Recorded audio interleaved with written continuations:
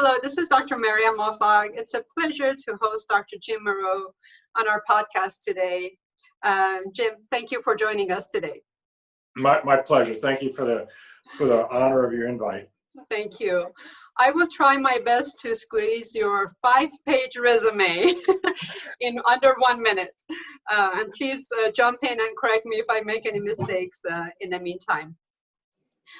So originally from New Orleans, one of my favorite cities. We had so much fun last time we were in New Orleans.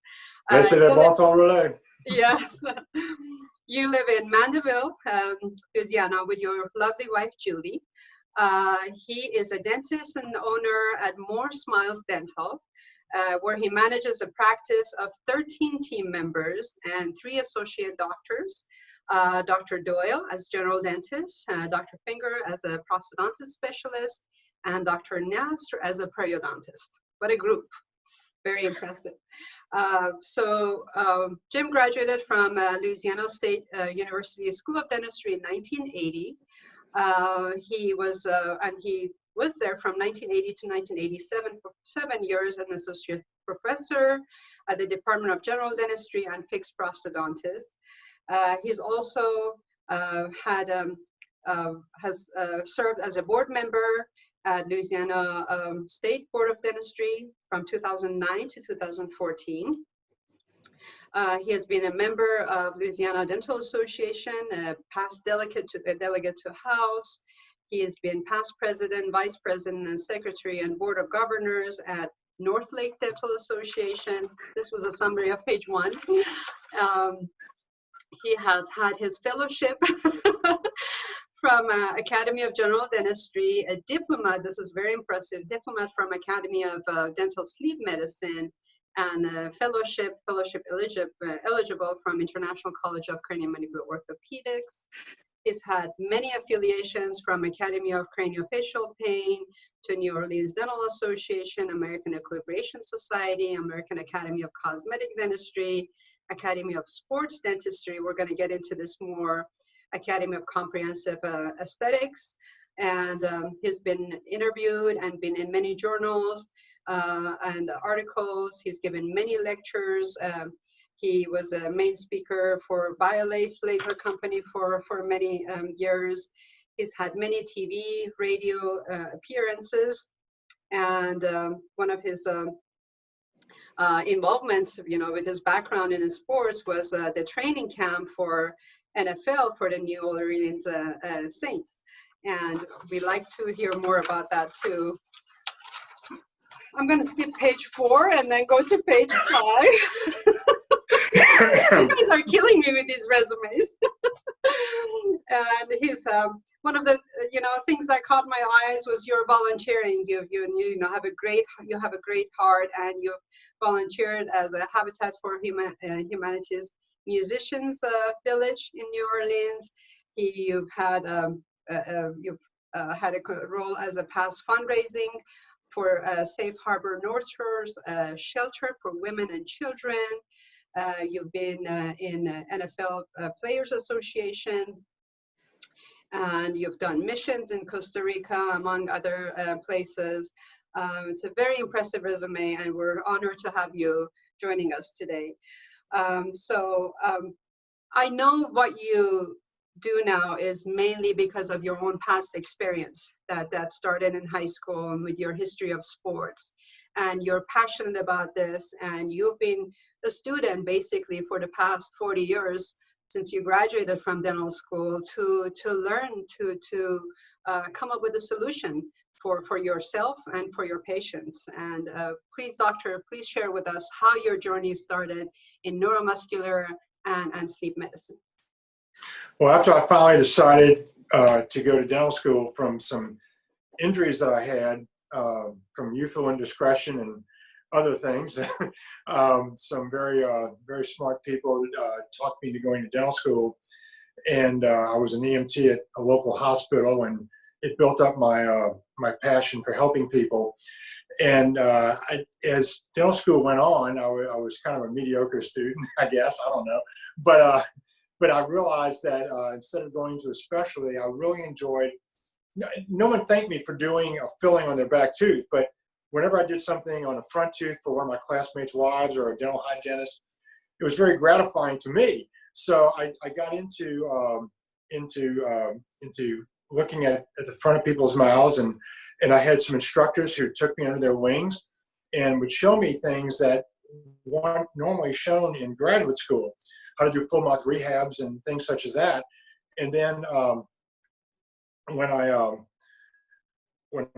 graduated, I had a vision of how I wanted the practice to be, and basically we consider that a category of one. How we wanted to care for patients based upon how a cardiologist, after my father's first heart attack, dealt with our family, where a doctor meant teacher, not healer. As I started doing more and more cosmetics, I joined a great organization that I'm no longer a member of, the American Academy of Cosmetic Dentistry. Got my eyes, but they were heavy into something that I had been taught and was teaching at L.S.U, and that was centric relation. But just like Bill Dickerson, I saw some people breaking off some of my front teeth. Usually it was tooth number 10, so I thought it was me. But I realized that that CR wasn't working, and habitual bites were not always good. And just doing night guards, which I taught in dental school, and anterior positioning and all, which just wasn't cutting it. So I went ahead and went to a meeting, and I saw Bill Dickerson's Red Pill, Blue Pill lecture, and then I got to hear the great Clayton Chan in a forum along with Jeff Brucia, some Panky people, and I sat there and I discerned, and I figured that muscles were the issue, and so I decided to go. That was the main thing that we ignored at dental school, isn't that? We just focused on teeth, you know, and then just maybe sometimes joints, but we completely ignored the muscles. Well, the interesting thing through all this, I developed some back pain. I played some sports younger, and I developed some back pain from time to time. We became familiar with high frequency tensing, but I had a lot of pain in my head and neck area, and I just assumed that some of that youthful indiscretion was coming back to haunt me, and that I was going to probably need neck surgery one day or something like that. But after I went to LVI, the great Jim Gary looked at me in the classroom one day and said, "I will speak to that classmate of yours during the break." And what I told him is that I had that friend of yours. I told him that I had a friend that took 4 Advil, 2 Tylenol, a cup of coffee every morning just to make it through life. When did your pain start? Was it in dental school or in high school? It was my junior year of dental school. We made about 3 night guards for me. I wore them during the day often. Sometimes they relieved pain. Years later, I'd had some 5 years of allergy treatments, which helped some of the overlying superimposed pain that I had. The New Orleans area is very big on allergies with the type of ecosystem we have here, being in the subtropics. But I had a lot of head and neck pain. What were you doing for managing that pain during all those years before you met Jim Gary?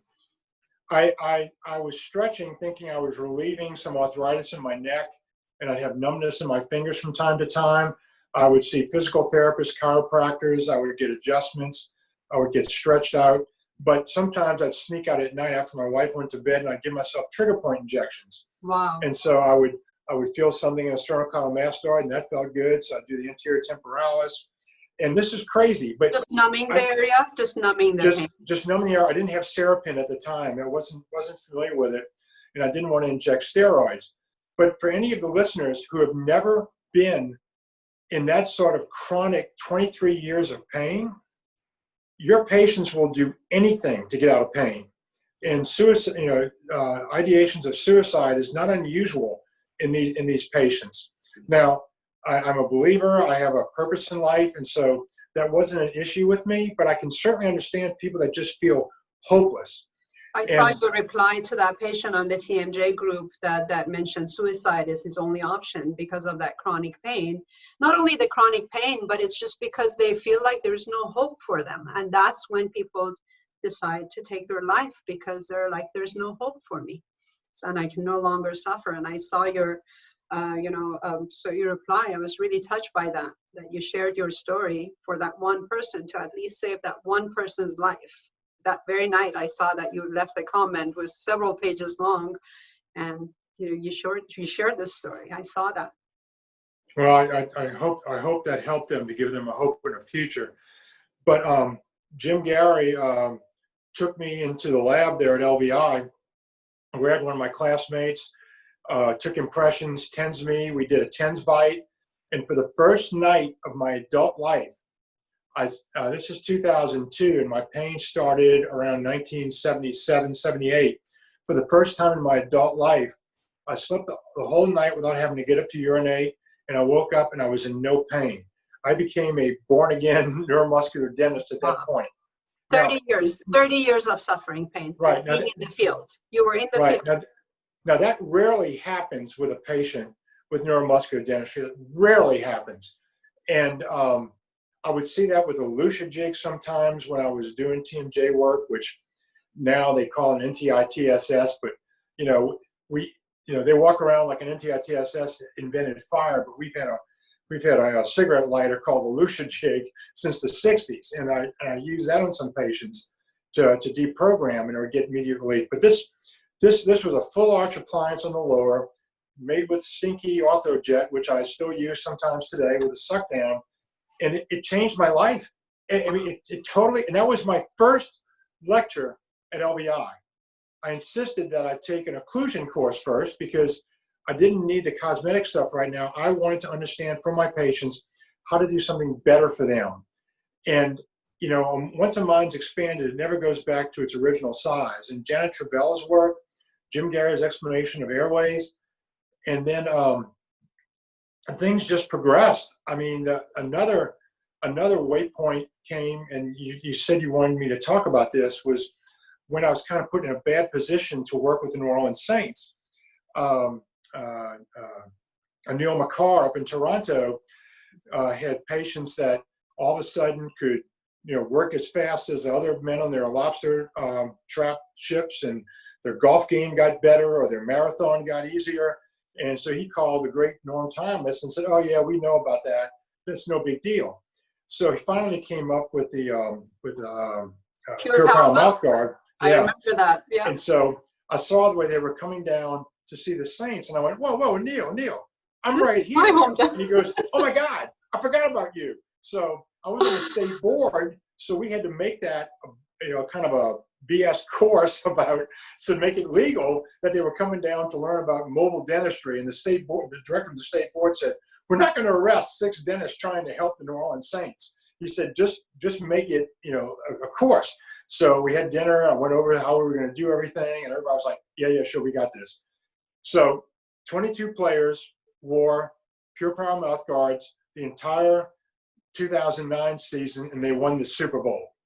And I taught these kids how to, so every Friday I would go down there. They always want me to come in. Well, so-and-so melted his mouth guard, or so-and-so left it in Cincinnati, or something like that. And I go, well, I can't come to Friday. Well, you always want to go to the Saints training camp on Friday because that's when Drago's oysters go there. And so I'd eat those for free. Right? Even if the players left, they were always there. But the funny thing was, I know a lot of you guys work on pro athletes, and I used to, but you don't really want to because they want everything for free. So the next year, even if they won the Super Bowl, Neil and his CEO came down, and they called me up and they go, "We're meeting with the general manager of the Saints, and they say, they're the Saints. We won the Super Bowl. We don't pay for anything. Would you work for free?" And I went, "Oh no, forget it." So I worked with P3 for a while after Pure Power mouth guard PPM had its problems. And I haven't made one of those in quite some time, but I'm still a believer in them. And I helped out a couple of college baseball players, some high school basketball players, and these 2 girls they got their scholarships to play in college. So it really people works. That don't know, Pure Power mouth guard is basically a neuromuscular anatomical orthotic made on K7 or 10s. Did you guys do K7? No, we found out these athletes and basketball players supposedly even more sensitive.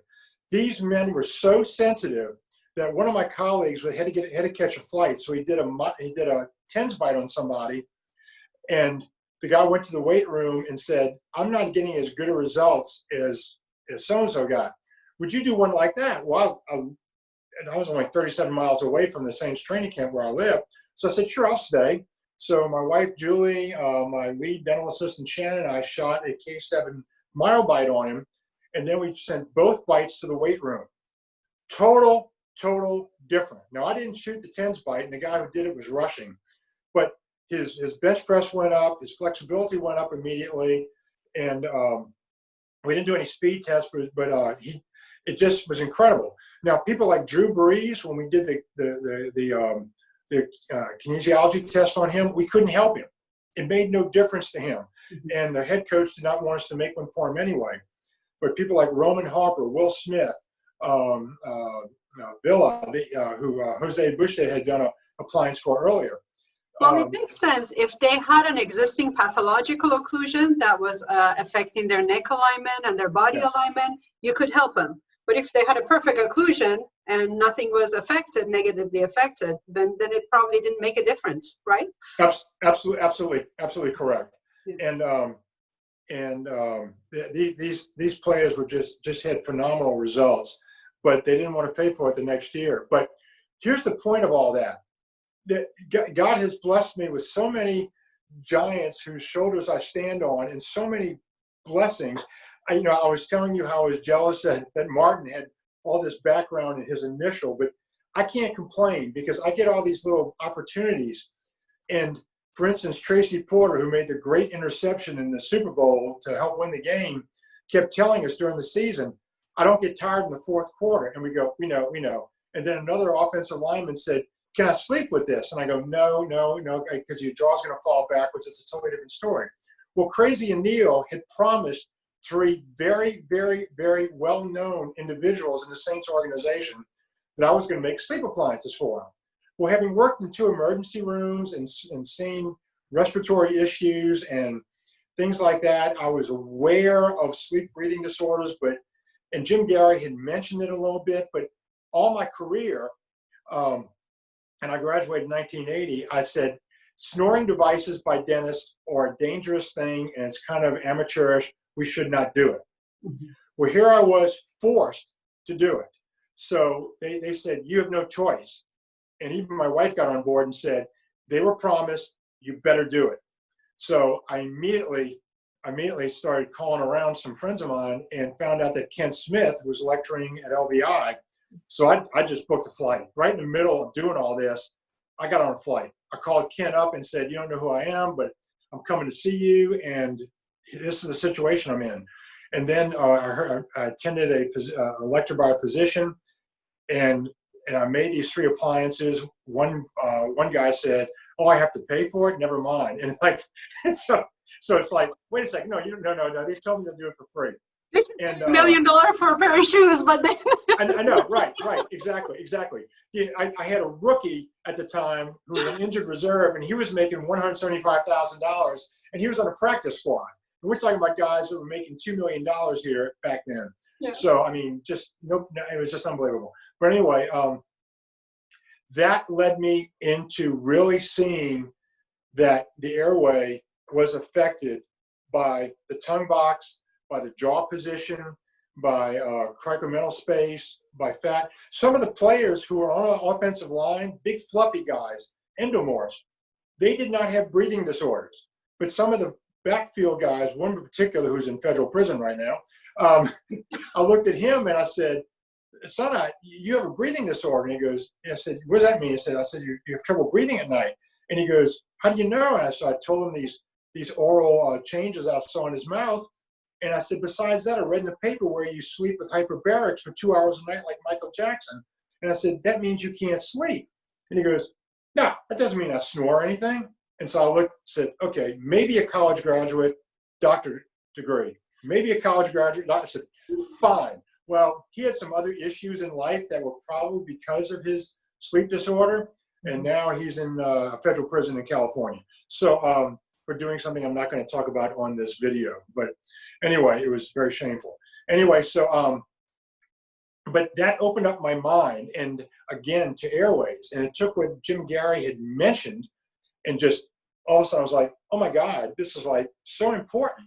So now, that was probably about 10 years ago, wasn't it? I think I remember yes, ma'am. my car from 2009, yes, ma'am. Yes. The Super Bowl was and so 2010 was the Super Bowl game.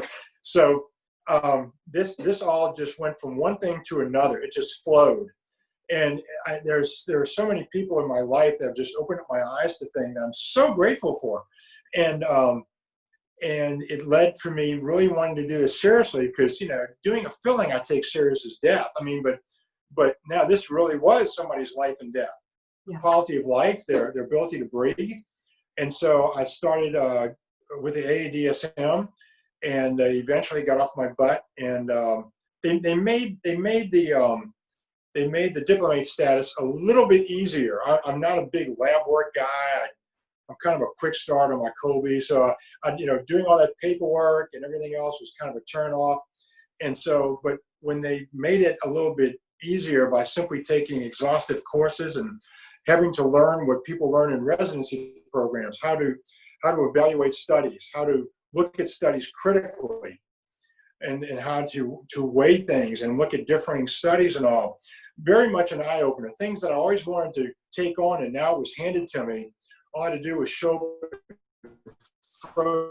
in Chicago several times and test hams, and it was a great experience. And being in nonprofit organizations like ICMO or AADSM, where they don't have an agenda, they just want to just give different sides of the story and open up people's eyes to things. It's just such a blessing for our patients. Yes. And but, you know, one of the problems with my practice is that I am a Swiss Army knife. I still do some implants. I still do some sinus lifts. I still do root canals. I still do some wisdom teeth. I do all the easy stuff. I mean, I do a lot of things. I'm a master of none, but anytime it seems like a patient has a problem, I study about it. And so, you know, it's a fun practice. I have the founder of the prosthodontic program at L.S.U. is now one of my employees, and he wasn't supposed to be one of my instructors, but I used to follow him around all the time because my parents were paying for my education as part of a deal I cut with them, not to do something else for a while. And so I wanted the biggest bang for my buck. And so I got to know Dr. Israel Finger, and he was doing what you see on TV now, the immediate hybrids back in 1993.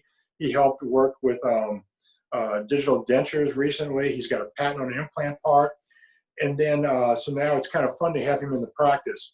He still thinks he's my instructor, and every now and then we'll look over my shoulder during a laser surgery, and I'll tell him, did you lecture on this? You know, and then Dr. Nasser, who's on the South Shore, has a fabulous periodontal and implant practice with his wife. He asked to come in with me on the North Shore, across Lake Pontchartrain. And even though I have some excellent surgeons around me, I've got a guy who, when I feel like I can't do something and I'm not the best for the patient and it's convenient, he'll do the case right in my office, which is really, really cool. And I have a general dentistry associate, Dr. Shannon Doyle, who is really a fabulous general dentist. She does a lot of really good restorative dentistry. So we have a lot of fun here. And one of the issues, though, is that in the shadow of L.S.U., in the shadow of a philosophy, psychosocial, centric relation, which isn't so much anymore, but I get third parties, so to speak, as far as neuromuscular dentistry. I'm usually the last doctor standing. Usually they come in with MRIs. They come in with CT scans, none of which I can use because they weren't done for the way I need them. They come in with 2 or 3 splints. They come in with all sorts of issues, you know, a case of orthodontics. And one of the biggest blessings I have, let me digress a little bit, is that very early in my career on this side of the lake, because I practiced in New Orleans for a year while I started teaching, there was an orthodontist over here who was a published author, Dr. Donald T. Brown, and he looks like a suburban orthodontist, but he's a Brandon Stack disciple. And so he was moving jaws down and forward, which is heresy. A classmate of mine who was a big panky guy in Baton Rouge, 63 miles away, actually went to the state board, my classmate, and wanted to get this orthodontist's license revoked because of the way he was doing orthodontics back in the 80s. Wow. Now, I didn't know what he did, but once I started studying at LVI, I understood. Now, he's a joint guy. So there are some cases where I know the phase 2 is going to definitely be orthodontics anyway. So I may send a joint to him just to look at or give me a second opinion. Do I need to do this or need to do that? He feels like I'm too anal retentive about muscles, and I feel like he's too sloppy about muscles. he's a patient of mine. So what does that tell you? And he did my face too. After I didn't have anybody around me to get my bite in the correct position. Yep. So I kind of tensed myself a little bit and made some adjustments, which is totally crazy. And even though I taught occlusal equilibration, now I was doing coronoplasty on an orthotic. But once we got to a position where I thought I had MMI, maximum medical improvement, I was getting ready to do a couple of TV shows, so we're kind of in a rush. So he did regular braces on me, and I'm too lazy to do regular braces. I admire Martin. I love Prabhu. Prabhu is definitely one of my big mentors and one of my heroes. But no, I'm too impatient for that. And I do Invisalign because it's easy, but that's about it. But that's kind of the quickest way I can tell my story. And you know, the problem is I may get one case a month. You know, I'm starting to use you guys. I'm having a good relationship with you. I'm having bumps in the road, learning curves, trying to learn how to use the new appliance. And in fact, I'm sending you a case right now. But the idea is around here, this is one of the richest parishes. Everybody else calls them counties. One of the joys of living in Louisiana. This is one of the richest parishes in the state, but it's also the most over-leveraged parishes in the state. Private schools, BMWs, big houses that people can barely afford. And so they come to me and they go, how much? And I'm like, well, this is it. This is what you want to do. Well, how much is that guy going to charge me for braces? How much you can charge me for my crowns? So you guys came along and so did another lab with the concept of these longer term use orthotics. Mm-hmm. So definitely in my phase 2 is an option of wearing an orthotic. I'd had patients wear that before. My orthodontist around the corner had a patient that wore one for 17 years before he finally decided to get the braces done. It was incredible. And so that is where I'm headed these days. Because then, you know, and it's kind of funny because some people, you know, billing medical for this, we kind of do it our way with a third party that I'm not really happy with. But my wife is my administrator, and she gets to kind of make some decisions. And so, but the idea is a lot of these patients, we get some medical reimbursements, some we don't. It's a real struggle, and I'd like to use a different system than we're using now. But I'd probably even get more cases. But the idea is some of these people, you know, I have some very, very wealthy people, and I have some relatively poor people, and I give away a lot of dentistry, but this is something I can't give away. There's too much liability, there's too much expense, there's too much time. Yes. And so I do little things for them that help them out and relieve them out of pain. I may do a trigger point injection, make a night guard, see what I can get. But other people, I've just had fabulous, very gratifying results. Mm-hmm. And when you've been in pain for 10 years, 20 years, and someone actually gets you 50%, 80%, 90% better, I feel like I'm 95% better. Wow, that's an amazing. It is such a blessing. Yes. And so you feel better than you did 40 years ago. Oh, you feel stronger. God, yes. You feel pain-free. You feel like, because it affects, yes, look at your jaw. Yeah, perfect. And you never had restorations. You were stabilized with an orthotic, and then you had orthodont to match the position of that orthotic, correct? That's correct. Well, let me give you another thing. God has allowed me I earned this face the hard way, a lot of facial injuries and a lot of problems, so I can be empathetic with my patients. I really feel that's a strong suit of our practice. So what I had was a descending issue, and newbies that are listening to this need to understand the difference. So a lot of my neck pain and shoulder pain, a lot of my hands went away, hand issues went away. But then coincidentally, when I was working with the Saints, I got busy with them, but I had a Mumford procedure, which if anybody knows who Drew Brees is, the Saints quarterback, he had 2 of them. So I had a Mumford procedure, but I couldn't go to my physical therapy because I was busy working with the Saints. So I got a lot of adhesions and scarring inside. And next thing you know, I started popping off my left disc. And now the pain that was in my neck before and in my shoulders was down my face into my neck. I had total confidence what it was. So as soon as things slowed down and I could start doing the physical therapy, I had to do extremely painful physical therapy. They had to really tear those adhesions open without any orthotics, without any adjustments or anything else. When this was relieved, my disc actually, fortunately, went back into place and my pain went away. That's an ascending issue. So one of the things I really had to study, hanging out with Norm Thomas and all, and I wish I hung out with him, but anyway, good old Yoda, is that I learned I think about, I gave him the nickname. Did I give him that nickname? I don't know, all of us did. All of us did. I mean, all of us did. I mean, just walking around, campuses with him, you just want to hug the guy. Yeah, I think he'd get upset if I hugged him. But the idea is that I have to look at posture. I have to sit there and listen to the patient. When I was working as an 18-year-old EMT at the great charity hospital, I looked at a resident when he gave me orders of what to do for the patient, take this x-ray, draw this blood. And I went, what's your differential diagnosis? Now remember, I'm an 18-year-old kid. And I went, oh, it's this. And I went, well, how'd you pull that out of your butt? And he goes, well, listen to a patient long enough, they're going to tell you what's wrong with him. And I went, what do you mean? He goes, when they say, this sounds stupid, or I don't know if this matters, the diagnosis is coming. Now, we work with gunshot wounds, stab wounds, car accidents, women having babies, but the systemic illnesses and all, it was like, I'm a kinesthetic learner. I'm not auditory or visual. So I really envy these guys, which is one reason why I decided to go to dental school. But that taught me to listen. And then I took a course to be a better husband called Men Are From Mars, Women From Venus. And it talked about how women wanted to talk to you. And so, and men would sit there. I mean, I'll have a Saints player or a special ops guy sitting there with his arm folded, rocking back and forth, almost in tears, because he's in pain, or his agent, his girlfriend, his wife, his grandson told him, you need this done. And so I just sit there and I'll listen to them too. We always do interviews with patients.